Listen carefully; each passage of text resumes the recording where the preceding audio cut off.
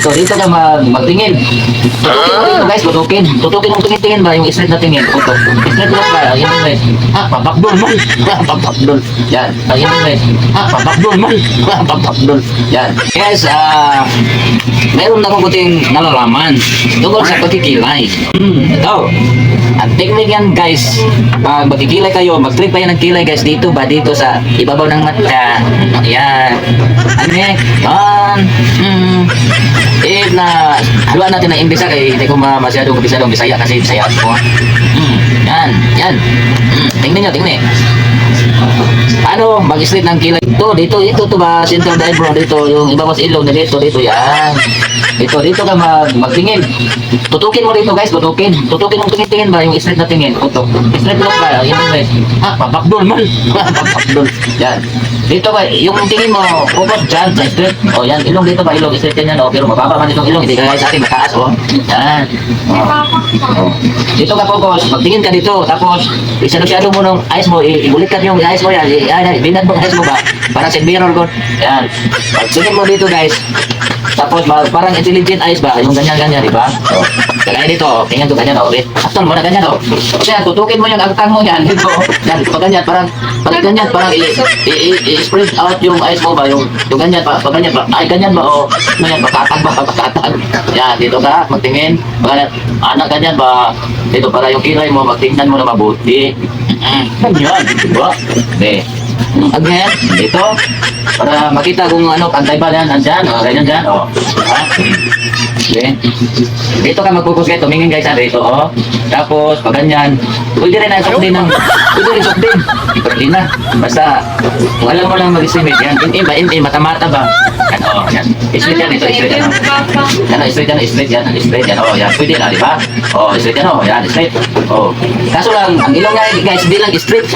Pang hiwi-hiwi, ganyan, o. Hindi guys, sa akin na, sobrang hiwi. Okay.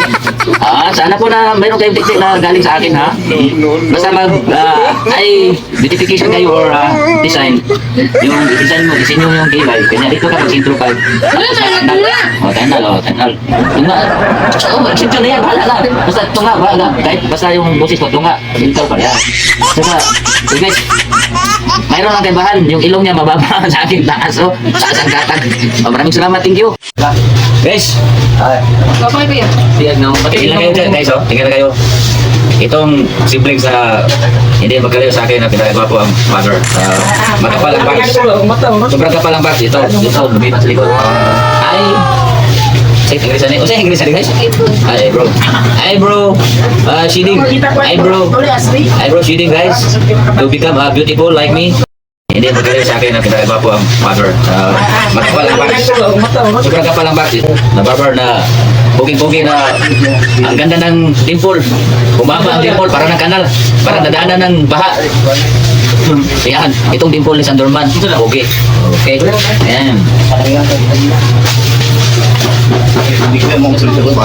Ay, say Inglesan eh. O say Inglesan guys. Ay bro. Shading. Ay bro, shading guys. To become beautiful like me.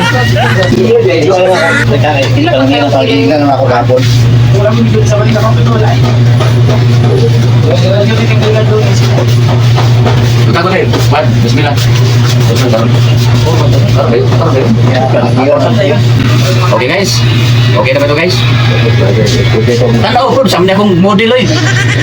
Okay na ba na yun guys? Pag-design ko sa kilay ng anak ko. Sa akin din. Unang dito. Alam nyo guys, noon medyo may pagkagupuan ako pero ngayon parang naiba na. Mayroon ng improvement kasi bumata na kasi 15 years young. Rumble yan ha, Rumble. 15 years young, yan. Oh, medyo bumata na at saka kumapal ang buhok. Kanya talagang tao.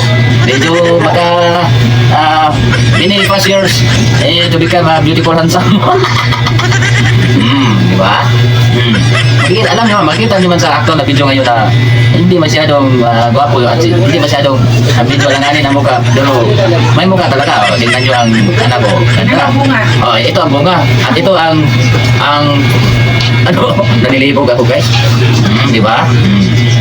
So, at least na mayroon improvement ang mukha ko guys. Kasi noon, ang dimple ko parang cute, bilog dito. Yan.